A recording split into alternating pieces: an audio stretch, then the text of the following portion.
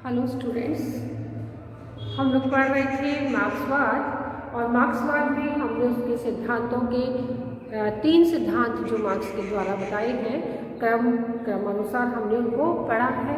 द्वंद्वात्मक भौतिकवाद, वर्ग संघर्ष, इतिहास की आर्थिक व्याख्या और आज उसी क्रम में हम उसका अंतिम सिद्धांत अतिरिक्त मूल्य का सिद्धांत पढ़ने जा रहे हैं।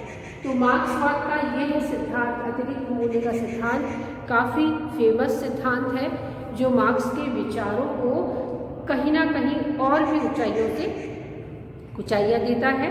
तो मार्क्स के सिद्धांत को आज हम पढ़ेंगे। जैसा इसके नाम से जाहिर है, अतिरिक्त मूल्य। तो अतिरिक्त मूल्य का अर्थ होता है जैसे हम मूल्य कोई बात निर्धारित करते हैं कि उस चीज़ का ये मूल्य है, तो उस मूल्य से उसका क्या तात्पर्य था और उसने अपनी इस सिद्धांत को समझाने के लिए बहुत कुछ चीज़ें, मूल्य क्या है और किस रूप में इसका प्रयोग किया, उसे हम थोड़ा सा मार्क्स के शब्दों में ही समझने का प्रयास करते हैं। तो मार्क्स ने अपनी पुस्तक दास कैपिटल में इस अतिरिक्त मूल्य के सिद्धांत का वर्णन किया है और अतिरिक्त मूल्य के सिद्धांत को जब वो दास कैपिटल में समझाता है तो इस प्रकार से समझाता है। मार्क्स कहता है कि सामाजिक दृष्टि से आवश्यक श्रम वह है जिसकी उत्पादन की सामान्य परिस्थितियों में और उस समय प्रचलित औसत दर्जे की कार्यकुशलता तथा तीव्रता को ध्यान में रखते हुए किया जाता है। कि क्या कहा मार्क्स ने कि श्रम अतिरिक्त मूल्य के सिद्धांत में वह चीज जो श्रम जिसमें लगा हुआ हो और जो उस समय उस परिस्थितियों में उस श्रम की जो कीमत लगती है उसे मार्क्स ने मूल्य कहा है। लेकिन मार्क्स ने यह भी समझाने का प्रयास किया है कि इस अतिरिक्त मूल्य को सिद्धांत को समझने से पहले हमें श्रम और मूल्य का अर्थ भली भांति समझ लेना चाहिए कि किस रूप में मूल्य कार्य करता है और किस रूप में श्रम उसमें अपनी महत्वता दिखाता है।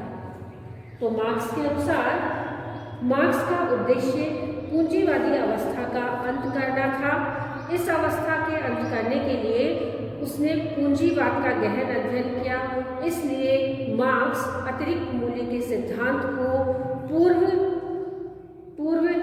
सिद्धांत को ही हमें श्रम सिद्धांत को जानना पड़ेगा कि अतिरिक्त मूल्य का सिद्धांत जो है श्रम सिद्धांत से जुड़ा हुआ है।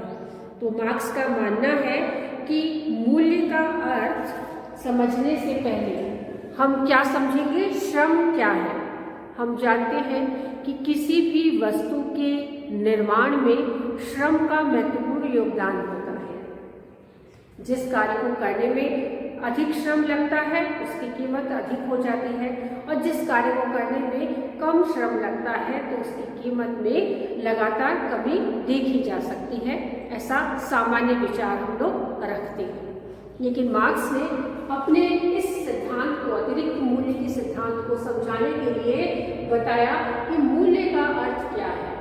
तो मार्क्स ने यह बताया कि मूल्य 2 प्रकार के होते हैं। एक मूल्य है उपयोग मूल्य है और दूसरा है विनिमय मूल्य। मार्क्स ने समझाया कि उपयोग मूल्य क्या है, कि किसे कहते हैं। जैसे हम अपने दैनिक उपभोग में कई सारी चीज़ों का इस्तेमाल करते हैं जो हमारी ज़रूरत के हिसाब से हमें आवश्यक होती है और उस आवश्यकता से ही हम ये डिसाइड करते हैं कि कौन सी चीज़ हमारी प्रथम आवश्यकताओं में आती है और कौन सी चीज़ उसके बाद की आवश्यकताओं में आती है। तो यहाँ पर उपयोग मूल्य समझाने के लिए वो यही कहता है कि जैसा कि एक प्यासी के लिए वो पानी की कीमत, पानी का उपयोग बहुत अधिक मूल्यवान होगा, जिसे प्यास नहीं लग रही उसके लिए पानी की महत्वता शायद न हो, लेकिन जो व्यक्ति बहुत अधिक प्यासा है उसके लिए उस वक्त जिस समय उसको पानी की आवश्यकता है उस समय उसके लिए पानी का बहुत अधिक मूल्य होगा और वही होगा उपयोग मूल्य। मार्क्स ने कहा कि एक वस्तु मनुष्य के लिए कितनी उपयोगी है, उसके द्वारा व्यक्ति की कितनी और किस प्रकार की आवश्यकता की पूर्ति की जाती है। इससे उसका उपयोग मूल्य निर्धारित होता है। जैसे प्यासे व्यक्ति के लिए पानी का निश्चित रूप से अधिक उपयोग मूल्य है, और जो अन्य प्यास का अनुभव नहीं कर रहे उनके लिए पानी उस समय उपयोग मूल्य नहीं रखता है। तो उपयोग मूल्य का अर्थ आता है कि हमारी दैनिक उपभोग की किस आवश्यकता को मुख्य आवश्यकता है या हमारी और दूसरी आवश्यकताओं को पूरा करता है। तो उपयोग मूल्य वही है। तो जैसा मार्क्स ने ये समझाने का प्रयास किया कि यदि पानी हमारे दैनिक जीवन में उपयोगी है और बिना पानी के हम अपनी समस्त आवश्यकताओं की पूर्ति नहीं कर सकते, लेकिन उस पानी की उस समय क्या उपयोगिता है जब हम पानी को अधिक से अधिक प्राप्त करना चाहते हैं। वैसे तो दैनिक उपभोग में हम सभी जगह पानी का इस्तेमाल करते हैं, खाना बनाने में, नहाने धोने में, कपड़े धोने में, सब जगह हमको पानी चाहिए। लेकिन इन सबसे अधिक उपयोगी पानी की उपयोगिता कब नजर आती है कि जब हम प्यासे होते हैं। तो प्यासे होने के समय हमें क्या चाहिए? पानी चाहिए ही चाहिए, और वो पानी उस समय सबसे अधिक उपयोगी होगा। तो ये उपयोगी, और उस समय जो प्यास का अनुभव नहीं कर रहे उनके लिए वो पानी उस समय उतना उपयोगी नहीं होगा, ऐसा मार्क्स समझाना चाहता है। दूसरी बात उसने बताई कि दूसरी चीज होती है विनिमय मूल्य, कि जब हम किसी को कोई वस्तु देकर उसके बदले में उसी अनुपात की कोई दूसरी वस्तु ले लेते हैं, तो खरीद लेते हैं, तो वह होगा विनिमय मूल्य, यानी एक्सचेंज करना। कि जैसे हम 100 मीटर थान का जो कपड़ा है, यदि उसे हम 1 क्विंटल गेहूं के दाम यदि बराबर समझते हैं और यदि वो उसमें आता है, तो वो हुआ उपयोग मूल्य नहीं, विनिमय मूल्य वो कहलाएगा। कि हम वस्तु देकर क्या ले रहे हैं? दूसरी वस्तु ले रहे हैं, या फिर 1000 रुपये हम उसके देते हैं, तो वो भी उपयोग मूल्य में ही, विनिमय मूल्य में ही शामिल होता है। तो मार्क्स का ये समझाना है कि मूल्य का अर्थ 2 बातों से डिसाइड होता है। पहला उपयोग मूल्य से और दूसरा विनिमय मूल्य से। उपयोग मूल्य उस समय उस चीज की मुख्य आवश्यकता की वो हमारी पूर्ति कर रहा है या हमारी सामान्य आवश्यकता की पूर्ति कर रहा है, इस बात को हम देखते हैं। और विनिमय मूल्य किसी वस्तु को देखकर, यदि हमारे पास कोई चीज़ बहुत अधिक है मात्रा में, जिसका उपयोग हमें इतना नहीं करना है, हम उसे देकर अपने उपयोग की दूसरी वस्तु हम ले सकते हैं, तो वो होगा उसका विनिमय मूल्य। कि उदाहरण के लिए एक 10 मीटर का या 50 मीटर का या 100 मीटर का कोई थान है, जिसे देकर यदि हम अपनी मुख्य आवश्यकता गेहूं या अनाज जो हमको लेना है उसकी बोरी ले लेते हैं, तो वो उसका विनिमय मूल्य कहलाता है। लेकिन मार्क्स का मानना है कि इन दोनों ही उपयोग मूल्य में और विनिमय मूल्य में श्रम कॉमन है, कि इन दोनों में श्रम का एक मुख्य भाग रहता है, और जो मानव मूल्य है वो श्रम से ही डिसाइड होता है।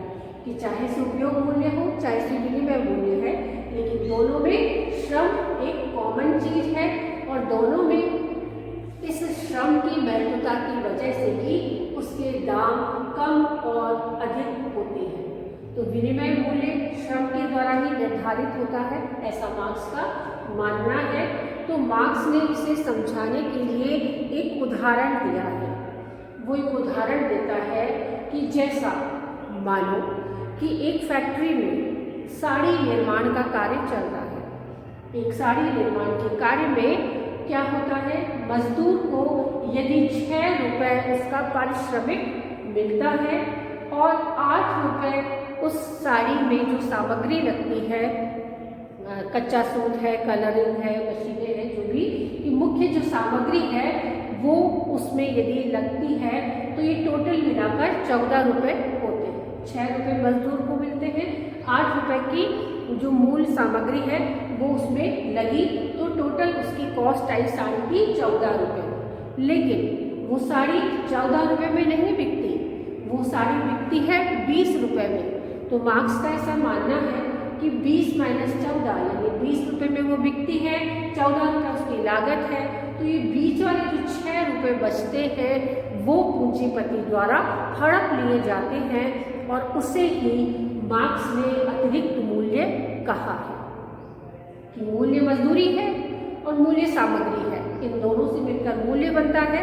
लेकिन इस मूल्य को यदि हम बहुत अधिक दामों में बेचते हैं तो वो क्या होता है, बहुत अधिक जो पैसा मिला है, 6 रुपये जो एक्स्ट्रा मिले हैं वो पूंजीपति द्वारा ले लिए जाते हैं। तो मार्क्स उसे हड़पने की बात कहता है कि पूंजीपति द्वारा हड़प लिए जाते हैं, वही है अतिरिक्त मूल्य। मार्क्स का ऐसा मानना है।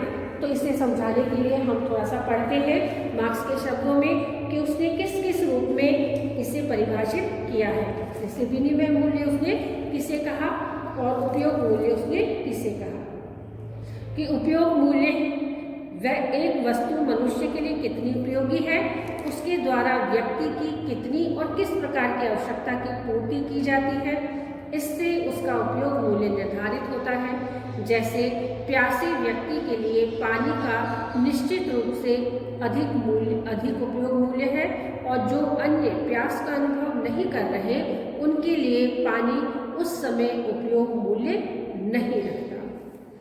विनिमय मूल्य के बारे में मार्क्स का मानना है कि जब किसी वस्तु को बाजार में बेचा जाता है और जिस मूल्य पर खरीदार विक्रेता से उस वस्तु को खरीदता है तो उसे उसका विनिमय मूल्य कहा जाता है। जैसे 1 टन गेहूं के बदले 2 थान कपड़ा या 1000 रुपये धनराशि प्राप्त की जाए तो यह 1 टन गेहूं का विनिमय मूल्य होगा।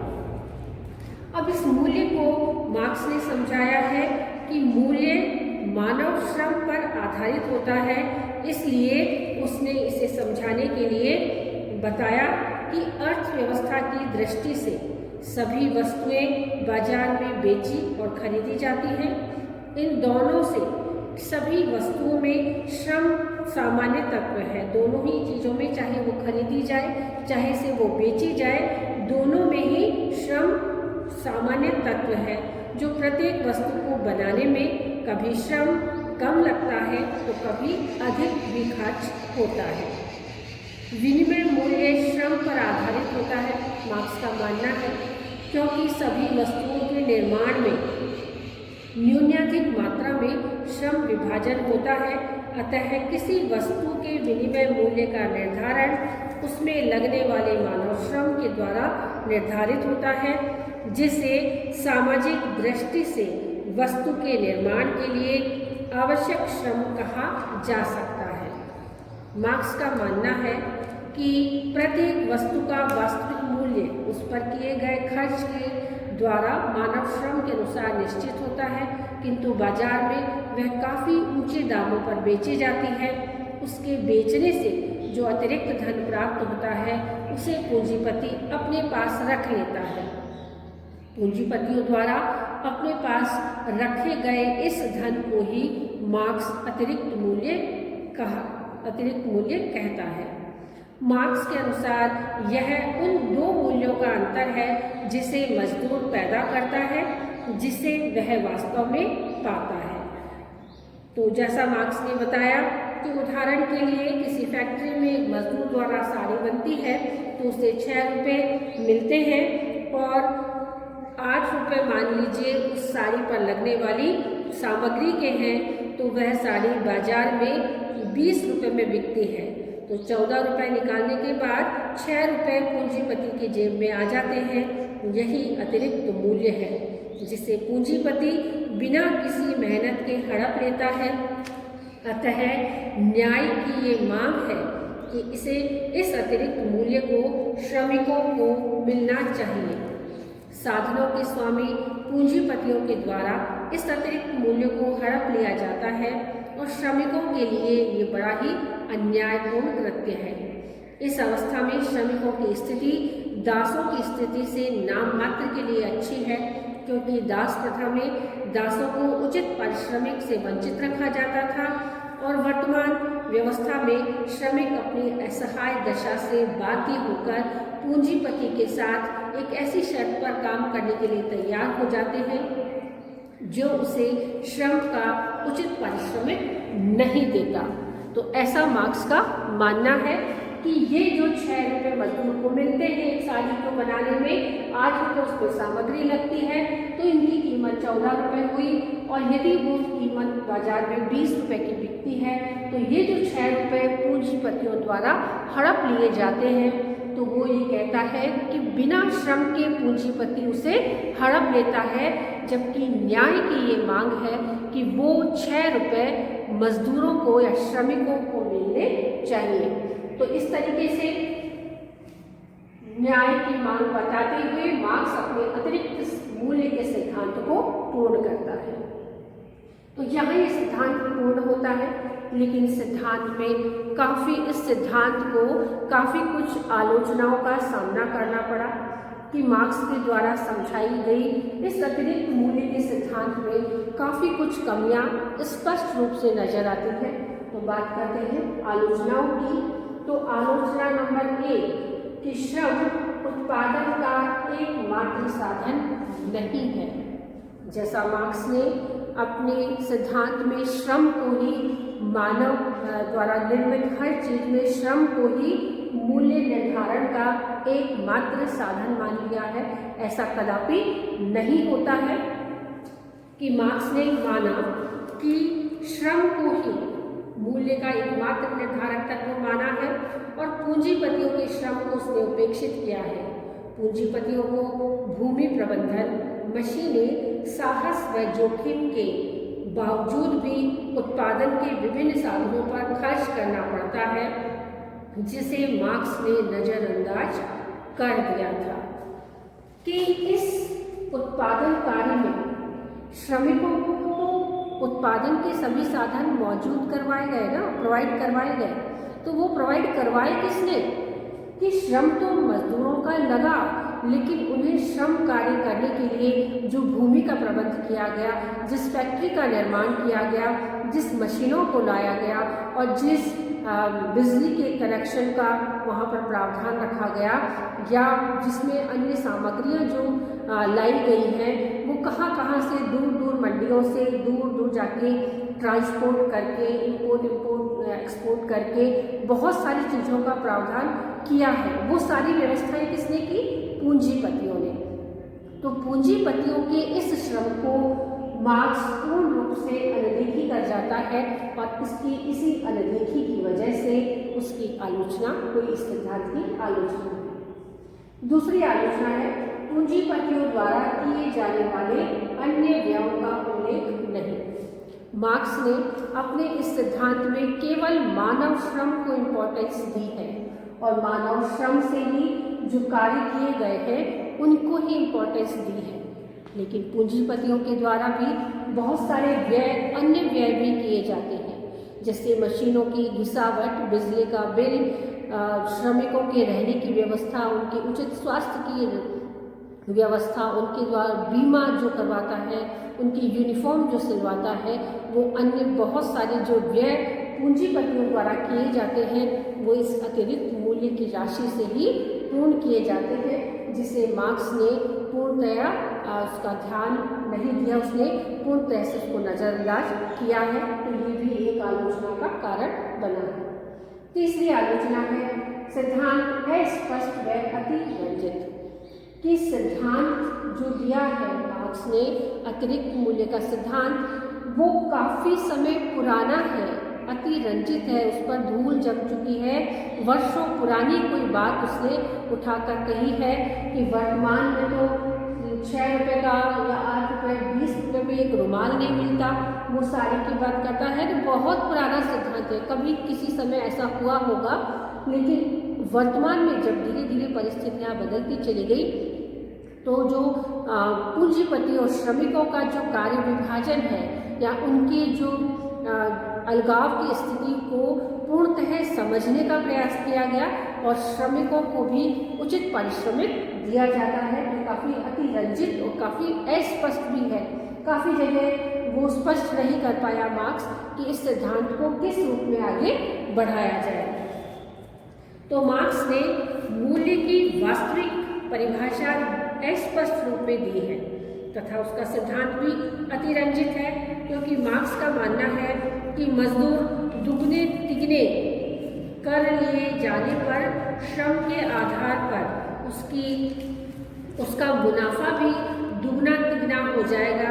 कैसे, यह समझ में नहीं आता। क्या उचित प्रबंधन, संगठन व योग्यता आदि की कोई आवश्यकता नहीं होती कि ये सारी चीज़ों जो है उचित संगठन की और योग्यता की और प्रबंधन की, कि प्रबंध किस प्रकार से किया जाए, किस योग्यता के लोगों को इसमें चुनाव किया जाए और किस संगठित रूप में उन्हें संगठित करके इन कार्यों को पूर्ण किया जाए, ये मार्क्स भूल बैठा और उसने इस सिद्धांत में अस्पष्टता जाहिर की है। अगली आलोचना की ओर बढ़ते हैं, मानसिक श्रम की उपेक्षा। मार्क्स ने केवल श्रमजीवियों के, श्रमिकों के श्रम की तो बहुत ज़्यादा उसने बातचीत की है, लेकिन श्रमिकों के अलावा पूंजीपतियों के जो मानसिक श्रम वो लोग करते हैं उस श्रम की पूर्ण रूप से उपेक्षा की है। दिन रात धन की व्यवस्था जो वो लोग करते हैं, दिन रात जो नियम उपनियम वो बनाते रहते हैं, दिन रात वो आगे से आगे प्लानिंग करते रहते हैं कि उन्हें किस रूप में कार्य करना है, चाहे से वो तकनीकी ज्ञान हो, उचित प्रबंधन हो, वाक्पटुता हो, व्यवसाय की कार्यकुशलता हो या वस्तुओं के निर्माण की गुणवत्ता हो। उपयुक्त बाजार ढूंढना में जो पूंजीपतियों के द्वारा मानसिक श्रम लगता है उसे मार्क्स ने पूर्ण रूप से अनदेखा किया है कि किस तरीके से पूंजीपति अपना श्रम सहयोग देकर ही इस उत्पादन क्षमता को बढ़ाते हैं और बेचते हैं। तो ये जो है इस चीज की मानसिक श्रम की उसने उपेक्षा की है। अंतिम आलोचना है, आर्थिक सिद्धांत कम व प्रचारात्मक सिद्धांत अधिक। मार्क्स ने अपने समस्त सिद्धांतों में पूंजीपतियों और श्रमिकों के संघर्ष और उनकी संघर्ष के बाद में क्या स्थिति होगी, उसमें अर्थव्यवस्था कितनी इम्पोर्टेंस रखती है, उसी को एक मुख्य विषय वस्तु बनाकर अपने सभी सिद्धांतों का प्रतिपादन किया है। लेकिन जब अतिरिक्त मूल्य के सिद्धांत को हम पढ़ते हैं तो ये सिद्धांत हमें कम लगता है कि इस सिद्धांत में सिद्धांत जैसी कोई बात नहीं है, ये तो शोषण और शोषित के प्रचारात्मक कार्यों की एक विस्तृत विवेचना जैसी ये लगती है। तो ये सिद्धांत कम और प्रचारात्मक कार्य अधिक लगता है। इस तरीके से आज हमने मार्क्स के चारों सिद्धांतों को पूर्ण कर लिया है और मार्क्सवाद जो है बहुत इम्पॉर्टेंट लेसन है, तो आप लोग इसे गंभीरता से याद करें।